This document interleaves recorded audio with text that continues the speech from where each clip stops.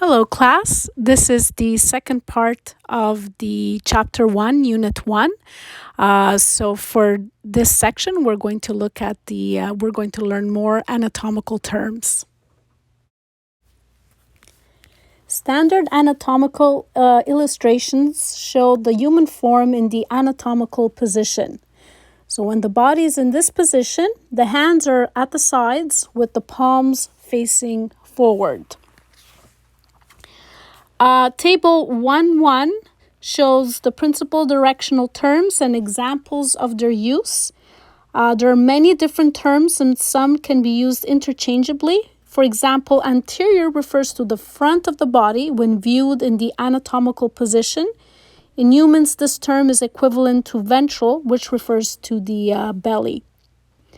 When reading anatomical descriptions, you will find it useful to remember that the terms left and right always refer to the left and right sides of the subject, not of the observer. In Table 1.1, we're looking at some of the orientation and directional terms. So the term superior or cranial, the definition of this term is toward the head end or upper part of a structure or the body. So an example is when you say, for example, the head is superior to the abdomen. It's all in relation to another structure. Inferior, also caudal. Caudal is another term for the tail end. It's away from the head end or toward the lower part of the structure or the body. So for example, the navel is inferior to the chin. Anterior and ventral are synonymous in humans, so it's anything toward or the front of the body, in front of. So the breastbone, for example, is anterior to the spine. Posterior or dorsal is toward or at the back of the body. So in this case, an example would be the heart is posterior to the breastbone. More terminology. So the terms medial, lateral, and intermediate. Medial is toward or at the midline of the body. So the heart is medial to the arm. Lateral is any term away from the midline of the body on the other side of. So for example, the arms are lateral to the chest. Intermediate is in between a more medial and a more lateral structure. So the collarbone is intermediate between the breastbone and the shoulder. Moving right along, more terminology. So proximal, distal, superficial, and deep. So proximal and distal. So proximal is closer to the origin of the body, to the body part or the point of attachment of a limb to the body trunk. So, for example, the elbow is proximal to the wrist, whereas distal is farther from the origin of a body part or the point of attachment of a limb to the body trunk. So the knee is distal to the thigh. The term superficial and deep. Superficial means like the surface, at the body surface. So the skin is superficial to the skeletal muscles, whereas deep means internal, so away from the body surface, more internal. So the lungs are deep to the skin. What's up? Your head is on top of your body, right? I mean, of course it is. It's on top of your neck and that's above everything else. But what about now? I'm Patrick Kelly, and today we're learning how to describe where things are on the body. We call these directional terms. And if you watched my last video about naming the regions of the body, you know what they're called, but now we have to talk about where they are and how to get to them. And to give accurate directions, anatomists need a consistent map to base them off of. That's why we use the anatomic position, a standardized position that we picture in our heads whenever we're using these directional terms. Here, stand up and do this with me. It's standing up straight, feet flat on the floor, looking forward, arms by your side, and palms facing forward. This will be forever and always your reference point for talking directional terms. Now, this body thing is three-dimensional, so we're gonna need some axes and planes to work with. And you can think of these like lines that slice people in half. Like imaginary, they're imaginary lines. First up is the transverse plane, which cuts people into a top half and a bottom half at the waist. And let me just blow your mind with some magic. It cuts people into a half that looks like a T and one that looks like an upside down V for transverse.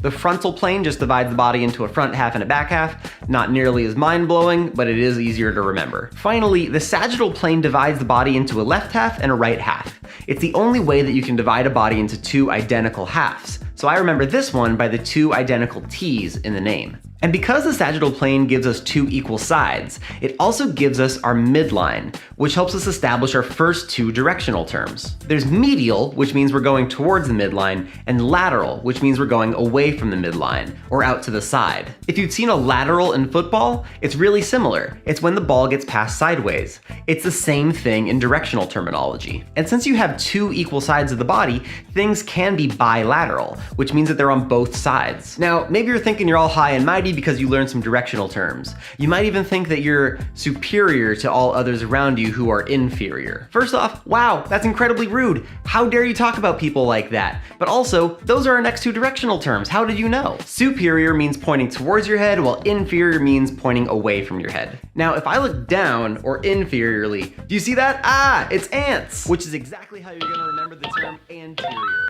We're referring to the front of the body. And on the flip side is the posterior, or the back half of the body. And excuse me, would you please stop staring? Gosh, you're so superficial. Luckily, superficial is the directional term for shallow, or towards the skin. And on the other side, you could be going deep, away from the skin. Now, the limbs get their own terms because they're all over the place. If you take your arm out and look at your fingers, they're so far away, they're so distant, which is exactly how you're gonna remember that directional term. Anything away from that joint is going to be distal. But if you look at your shoulder, it's in way closer proximity, which is how you're gonna remember that directional term, proximal. And you can say the same thing for your leg. Your hip is proximal to your knee, but your toes are distal to your shin. Speaking of your toes, that whole foot thing doesn't really have an easy shape. So we call the bottom of your foot the plantar side, and the top part of your foot the dorsal side, which is the side that you tie your shoelaces on. And you'll probably tie those shoelaces with your hand, which have a palmar side and a dorsal side as well. Now that you know the basics, you get to have some fun with them. You can start using them to give directions all around the body, like, I can never reach my posterior thoracic. Can you scratch that for me? Or you can use a combination of directional terms. Yeah, that's good. Just like a little more superior laterally. And really, you never know exactly when you're going to use them, but you do know for sure that you are going to use these every day in your study of anatomy. There are two major divisions of the body. These are the axial and appendicular parts. The axial part, which makes up the main axis of our body, includes the head, neck, and trunk. The appendicular part consists of the appendages or limbs, which are attached to the body's axis. Regional terms designate specific areas within body divisions. If we look at figure 1.8a, the anterior view of the body, so we have the specific regions and areas within these regions. So, for example, in the cephalic region, we have the frontal, orbital, nasal, buccal, oral, and mental region. Area of this cephalic region. Then we have cervical, we have thoracic, and within the thoracic we have sternal, axillary, that's the armpits, and mammary. We have the abdominal. In the abdominal region we have the umbilical area, and pelvic, there's the inguinal, groin. The letters, the words in brackets, those are the common terms. Pubic, also known as genital. Then the upper limb, there's the acromial, the brachial, that's the arm, antecubital, olecranal, which doesn't point to anything actually. I think there was an omission there. Antebrachial, carpal, that's the wrist. Manus, another name, the common name is the hand. So the lower limb, there's the coxal or the hip, the femoral, that's the thigh, that's where the femoral bone is. The femur, patellar, then there's the crural, fibular, and in the foot or pedal region, there's the tarsal or ankle, metatarsal, digital, and hallux. If we examine the posterior or dorsal aspect, we can see the regional terms and their specific body areas. So in the upper limb, the acromial, brachial, then there's the so now I understand why they weren't. I thought it was an omission, but actually it's my mistake. It's just that you can't see those areas in the anterior region or the posterior region. So that's why they don't point to anything. So for example, in the manus, the palmar and pollex, those would only be visible on the for the anterior region. And anyways, you could read and look at the different these different regions. Piercing? I heard that getting your umbilicus pierced is like super painful. And I've gotta say, your ocular regions are looking stunning today. What's up everybody? I'm Patrick Kelly, and today we are talking about the language of anatomy. Because yeah, you can get through life with just neck, back, ears, and all that, but if you want to do some real anatomy, you need some new words. Some new complicated words. But anatomists are boring. So once you get a handful of regions down, you can start throwing together really intuitive combinations of all of them, no problem. But it does take some memorization. So in this video, I'm gonna tell you my tricks and tips for memorizing the different regions of the body. So here we go, from the top down, starting with the cranial region, the superior part of the skull. You ever played this game? Cranium, it's a brain. Next is the occipital, the posterior part of the skull. Personally, I sleep on my back, so I have to occiput this region on my pillow. Hey, embrace the dad jokes now, it'll make the memory stick. The buccal regions are your cheeks, and you know what you put in those? Bugles, bagels, boca burgers in your buccals. Oral, that relates to anything with the mouth. You can't say the word oral without making an O. The otic region is your ear, and I remember this one because I never knew what the word sounded like. Is it otic? Is it otic? Am I completely mispronouncing it? Either way, I remembered it because I didn't know what it sounded like. The orbital or the ocular region relates to your eyes. You know how you roll your eyes whenever your teacher assigns you homework? Well, it's kind of like your eyes are orbiting around in your head. Nasal, it's your nose. This one's easy. Frontal, also not surprising, it's your forehead, the front of your skull. That's it for your head, moving down lower. That was dumb. The cervical region is all of your neck, and you gotta twist your neck to do this. Serves up, dude! Get it? Serve, like cervical. Side note, this is one of the anatomical terms that I learned early on, so I thought from a young age that cervical cancer meant cancer of the neck, and boy was I wrong. Thoracic region means the upper body, but it can also refer to the 12 vertebrae of the upper back. Easiest way to remember it is that Thor is super buff in the chest and back region, and you can't spell thoracic without Thor. Scapular is the shoulder blade region. To me, scap kind of sounds like stab, and how are you gonna stab something? With a shoulder blade. Obviously. Dorsal means the upper back between the two shoulder blades, just like the dorsal fin on a whale. And costal means your rib cage area. And you know that I will go for ribs no matter the cost. I'm confused. It's a simple question, Doctor. Would you eat the moon if it were made of ribs? High quality educational content. The sternal region is the center of your chest, right where your sternum is. And for this one, I think of a hyper masculine guy with a stern look on his face who's beating his chest like right here. That hurt way more than I thought it would. Pectoral and mammary both kind of mean the same thing. They mean breast or chest. This one's pretty easy to remember. It's got the word mama in it, and like, look, I'm not gonna spell it out for you. You can do this one. But fair warning. You have to remember that biosex women still have pectoralis muscles, and biosex men still have nipples. So as far as which term you want to use, just whatever your teacher says. The axillary regions are your armpits. Axillary and armpit, they both start with A, that's my memory device. You can also remember that if the upper body were an A, that's right where the crossbar would go. The brachial region is for your upper arm, and it's those big brachial muscles that help you break things. Also, can we just rename arm wrestling to brachial battles? That would make the anatomy nerd in me so happy. The antebrachial region is just used for the forearm. Super creative, I know. But the term cubital also means forearm, and that's because there was an old unit of measure, the cubit, that was one forearm long. The antecubital region is on the inside at the elbow. Look, I know anatomists aren't super creative, live with it. The carpal region is the area of your wrist and proximal hand. And how are you gonna drive a car? With your hands. The pollex is your thumb. And how are you gonna vote in this poll? Yay or nay? Finally, for the hand, we have the digit region. And that's your fingers, but it's also your toes down on your feet. And hey, you gotta use these digits to enter in these digits. I guess you could just dictate, but that doesn't work with a memory device. The abdominal region is everything from your waist to your thorax. It's not just the abs. I'm not gonna give you another shirtless Chris Hemsworth, you already got one. The lumbar is the lower back. Both start with L, easy enough. The gluteal region, it's the butt. This is the one you already knew. The femoral region is the thigh region, named after the femur, which is the big bone in the thigh. Patellar region is the front of the knee, where that kneecap is, that patella, ella. The popliteal region is the back of the knee, appropriately named because you can hold exactly one Pop-Tart back there. And I know what you're thinking, Patrick, that's not a practical place to store Pop-Tarts. I want to let you know, I hear you, and I politely reject your negativity. Next term, the crural region means your shins. I remember this one because there's this giant lumberjack statue in my hometown, and he has enormous shins, and he probably lives in a rural area, which rhymes with crural. Your surer region are your calf muscles. And I always remember this one because I think of a super excited little kid who uses their calf muscles to stand on their tippy toes when they go, sure! The tarsal region is the top of the foot, kind of getting in toward the ankle area. You ever heard of the Carolina Tar Heels?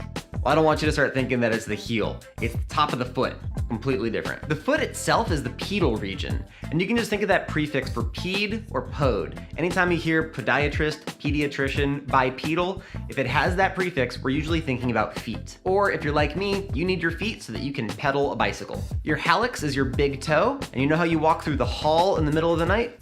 On your tippy toes. And then the plantar region is the bottom of your foot, because every time you walk, you're planting your foot on the ground. Now remember, there are plenty more terms than just these, especially when we start getting into the tuberosities and the really specific sites on the body, but these will be enough to get you started. Section C, body planes and sections. So for anatomical studies, the body is often cut or sectioned along a flat surface called a plane. The most frequently used body planes are the sagittal, frontal, and transverse planes, which lie at right angles to one another. A section is named for the plane along which it is cut. Thus, a cut along a sagittal plane produces a sagittal section.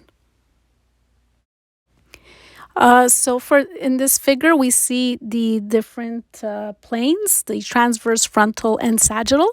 For a transverse plane, it's actually also known as a cross section.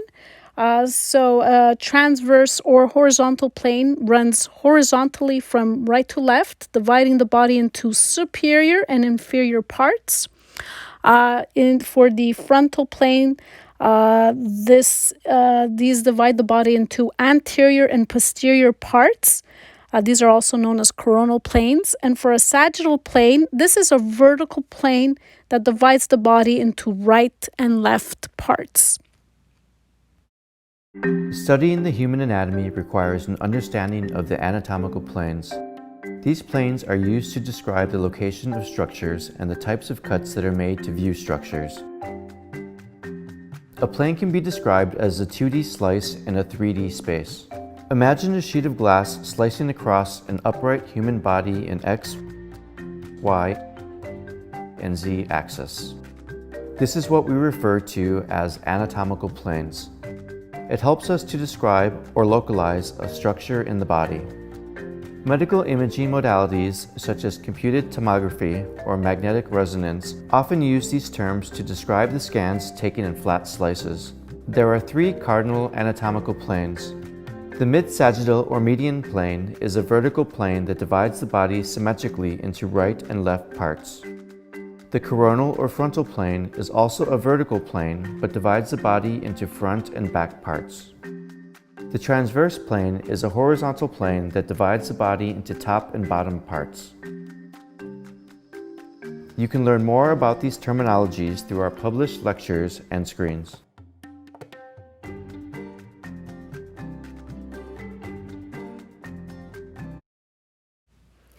So we said that a sagittal plane is a vertical plane that divides the body into right and left parts. A sagittal plane that lies exactly in the midline is the median plane or mid-sagittal plane. All other sagittal planes offset from the midline are parasagittal planes. Frontal planes, like sagittal planes, lie vertically. Frontal planes, we said, that divide the body into anterior and posterior parts, and are also known as a coronal plane. Transverse plane or horizontal planes run horizontally from right to left, dividing the body into superior and inferior parts. Of course, many different transverse planes exist at every possible level from head to foot. And we said that a transverse section is also called a cross section. Oblique sections are cuts made diagonally between the horizontal and vertical planes. Because oblique sections are often confusing and difficult to interpret, they are seldom used. In figure 1.9, we can see the different planes of the body using magnetic resonance imaging, or MRI. So for the first one, this is a mid-sagittal plane. Let's say you're looking at it from the, let's say, the right side of the body, and from outside, so superficial to deep, you can see the different, so let's say you'll see the rectum, the vertebral column, and then the intestines.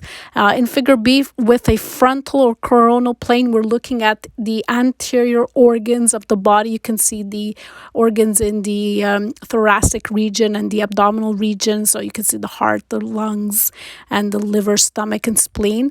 And with the transverse section, this here is a cross section. So let's say you're looking at it from above. You can see the different organs and the spinal cord in the back. Many vital organs are suspended in internal chambers called body cavities. These cavities have two essential functions. One, they protect delicate organs such as the brain and spinal cord from accidental shocks and cushion them from the thumps and bumps that occur when we walk, jump, or run. And the second important function is they permit significant changes in the size and shape of internal organs. So, for example, because they are inside body cavities, the lungs, heart, stomach, intestines, urinary bladder, and many other organs can expand and contract without distorting surrounding tissues or disrupting the activities of nearby organs. There are two sets of body cavities: the dorsal body cavity and ventral body cavity. The term dorsal body cavity is sometimes used to refer to the fluid-filled space that surrounds the brain and spinal cord. As such, it includes the cranial cavity, which contains the brain, and the vertebral cavity, which contains the spinal cord. We can see the dorsal body cavity, which contains the cranial cavity and the vertebral cavity in both the lateral and anterior view. The much larger ventral body cavity, also known as coelom, contains the internal organs, which are collectively known as the viscera. These include the organs of the respiratory, cardiovascular, digestive, urinary, and reproductive systems. The ventral body cavity appears early in embryological development. As internal organs grow, their relative positions change, and the ventral body cavity is gradually subdivided. The diaphragm, which is a flat muscular sheet, divides the ventral body cavity into a superior thoracic cavity and an inferior abdominal pelvic cavity, which is enclosed by the abdominal wall and by the bones and muscles of the pelvis. Figure 110 shows both the lateral view and the anterior view. We can see the thoracic cavity and the abdominal cavity, and they're separated by the diaphragm. The thoracic cavity contains the lungs and heart, which are associated organs of the respiratory, cardiovascular, and lymphatic systems. Also the inferior portions of the esophagus and the thymus. The thoracic cavity is subdivided into the left and right pleural cavities, separated by the mediastinum. Each pleural cavity which contains a lung is lined by a shiny, slippery serous membrane that reduces friction as the lung expands and recoils during respiration. The mediastinum also contains the pericardial cavity, which is a small chamber that surrounds the heart.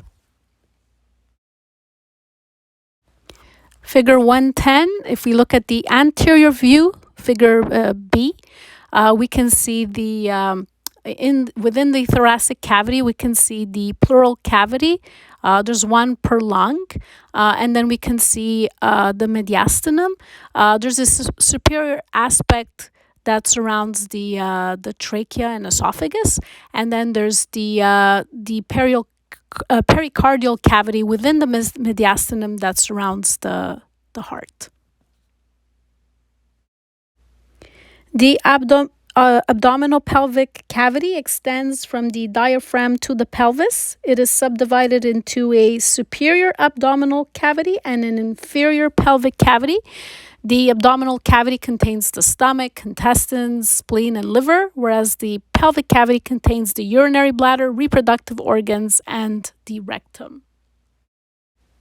Again, if we look at figure 110, the anterior view, we can see the abdominal pelvic cavity, which contains the abdominal cavity, which is superior to the pelvic cavity. So in the abdominal cavity, you have the viscera, the digestive viscera, whereas the pelvic cavity, in that area, you would have the urinary bladder, reproductive organs, and rectum. Each body cavity is uniquely suited to house its contents. Problems arise when a structure strays into a neighboring cavity. So, for example, a hernia is a condition that occurs when the top of the stomach is protruding or moves into the chest.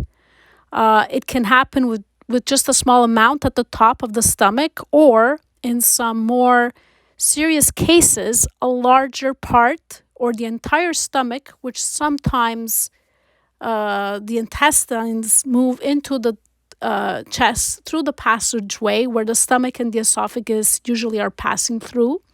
That's what we call the hiatus, and therefore a hernia there is called a hiatal hernia.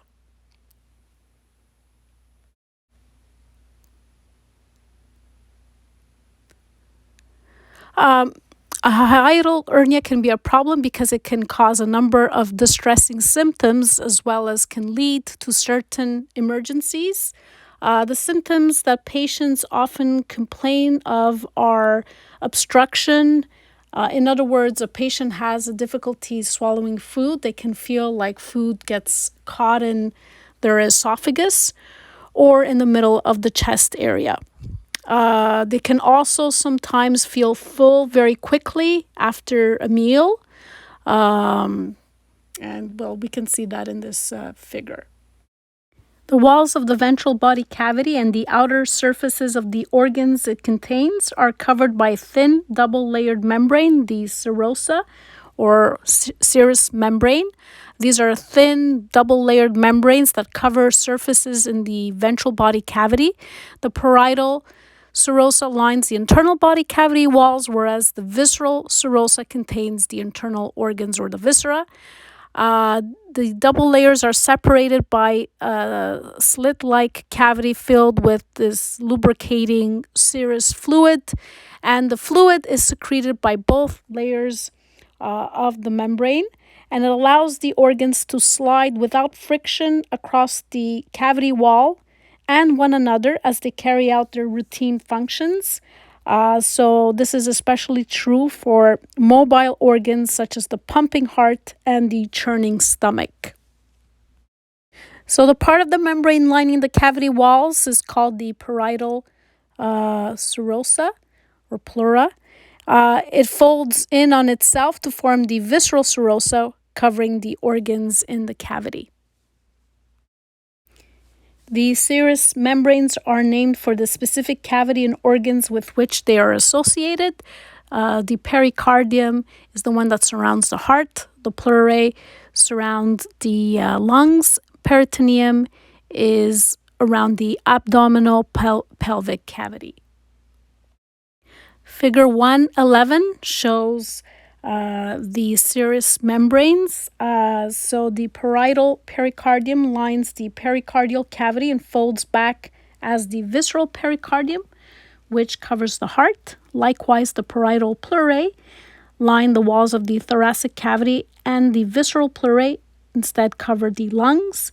The parietal peritoneum is associated with the walls of the abdominal pelvic cavity, while the visceral peritoneum covers most of the organs within that cavity. When serous membranes are inflamed, their normally smooth surfaces become roughened, and this roughness causes the membranes to stick together and drag across one another. And examples of these are pleurisy. Pleurisy is inflammation of the pleurae, and peritonitis is inflammation of the peritoneum. The next section, we're looking at abdominal pelvic quadrants and regions. Because the abdominal pelvic cavity is large and contains several organs, it helps to divide it into smaller areas for study. Medical personnel usually use a simple scheme to locate the abdominal pelvic cavity organs. So the abdominal pelvic region is sectioned into quarters: the right upper quadrant, left upper quadrant, right lower quadrant, and the left lower quadrant. Figure 112 shows the four quadrants. So we can see the right upper quadrant, clockwise, left upper quadrant, the left lower quadrant, and the right lower quadrant. In the right upper quadrant, we can see the right lobe of the liver. There's the gallbladder, the right kidney, portions of the stomach, small and large intestines. In the left upper quadrant, there's the left lobe of the liver, stomach, pancreas, left kidney, spleen, and portions of the large intestine. In the left lower quadrant, we find most of the small intestine, portions of large intestine, left ureter, reproductive organs, left ovary in the female, and left spermatic cord in the male. In the right lower quadrant, there's the cecum, appendix, portions of the small intestine, reproductive organs, so right ovary in the female and right spermatic cord in the male, and the right ureter. Another division method used primarily by anatomists uses two transverse and two parasagittal planes. These planes, positioned like a tic-tac-toe grid on the abdomen, divide the cavity into 9 regions, which we will see in the next figure. Figure 113 shows the 9 abdominal pelvic regions. So if you look at the centermost region, deep to the surrounding navel is the umbilical region. The epigastric region is located just above, so superior to the umbilical region. The pubic or hypogastric region is located inferior. Hypo means below. Then we have the right and left inguinal or iliac regions. And then we have the right and left lateral lumbar regions that lie lateral to the umbilical region. And the right and left hypochondriac regions that lie lateral to the epigastric region and deep to the ribs. Figure 113. The 9 abdominal pelvic regions, again, if you look at figure A and B and kind of superimpose it. So, for example, right hypochondriac region, we have the organs, the liver and the gallbladder.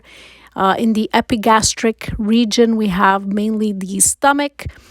In the left hypochondriac region, there's the diaphragm, the spleen, and parts of the stomach.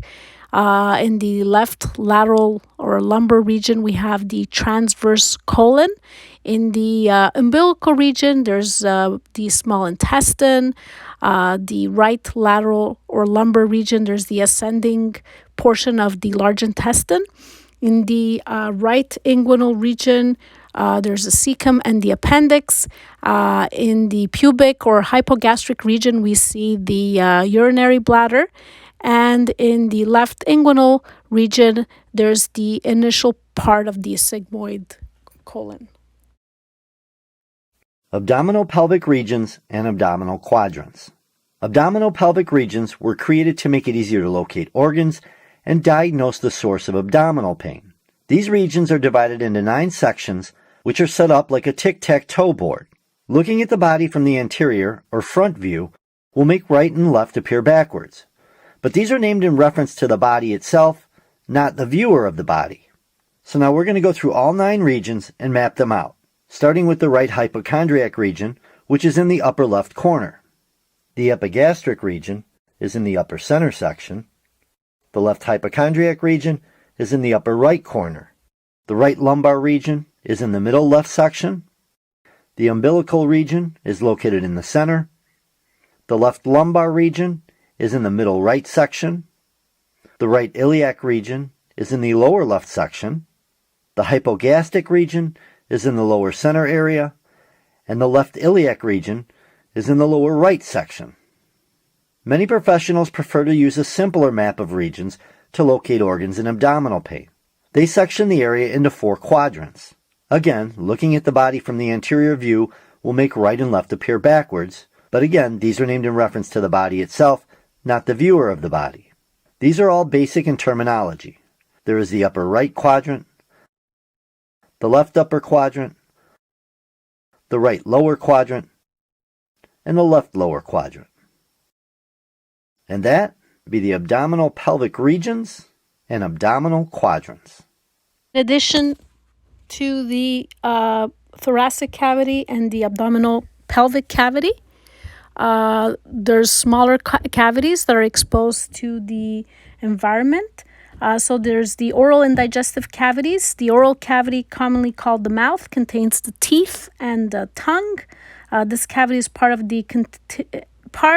and continuous with the cavity of the digestive organs, which opens to the body exterior at the anus. Nasal cavity is located within and posterior to the nose. The nasal cavity is part of the respiratory system passageways. The orbital cavities, the orbits in the skull, that's where you have the eyes. And the middle ear cavity, the middle ear cavities in the skull lie just medial to the eardrums. These cavities contain tiny bones that will transmit sound vibrations to the hearing receptors in the inner ears. Also, the synovial cavities, these are not really exposed to the environment. They are the joint cavities within the joints. And like the serous membranes lining the synovial cavities also secrete as lubricating fluid that reduces friction as the bones move across one another. Patient for surgery by telling the surgeon that the patient has an achy belly. They're gonna need to give a detailed description. Essentially, it's like a verbal map. So over time, anatomy has developed its own standardized set of directional terms that describe where one body part is in relation to another. Imagine a person standing in front of you. This is what is called the classic anatomical position, where the body is erect and facing straight ahead with arms at the sides and palms forward. Now imagine slicing that person into different sections, or planes. Don't imagine it too graphically, though. The sagittal plane comes down vertically and divides a body or organ in left and right parts. If you imagine a plane parallel to the sagittal plane, but off to one side, that plane is the parasagittal. The coronal or frontal plane splits everything vertically into front and back, and the transverse or horizontal plane divides the body top and bottom. Look at that body again, and you'll notice even more divisions, like the difference between the axial and appendicular parts. Everything in line with the center of the body, the head head, neck, and trunk are considered axial parts, while the arms and legs, or appendages, are the appendicular parts that attach to the body's axis. Everything in the front of your body is considered anterior or ventral, and everything in the back is posterior or dorsal. So your eyes are anterior and your butt is posterior.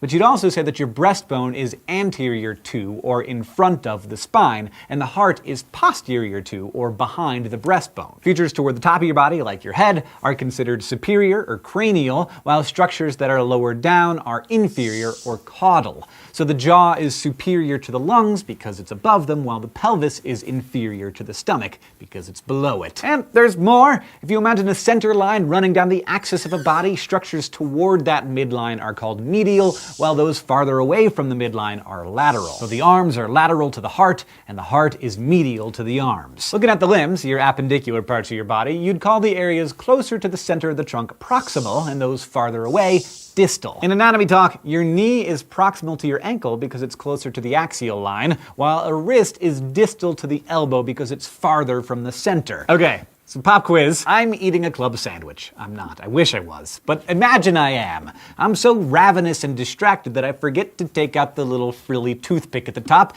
and I end up swallowing it with a raft of turkey bacon and toast. A fragment of that toothpick gets lodged somewhere in here, and my doctor takes an x-ray and says I need surgery. Using anatomical language, how would she direct the surgeon to that tiny wooden stake inside of me? She might describe it as being along the medial line, posterior to the heart, but anterior to the vertebra, inferior to the collarbone, but superior to the stomach. That would give the surgeon a pretty good idea of where to look in the esophagus, just above the stomach. I warned you at the beginning. A lot of terms, but all those terms might just save my life. And hey, it's the end.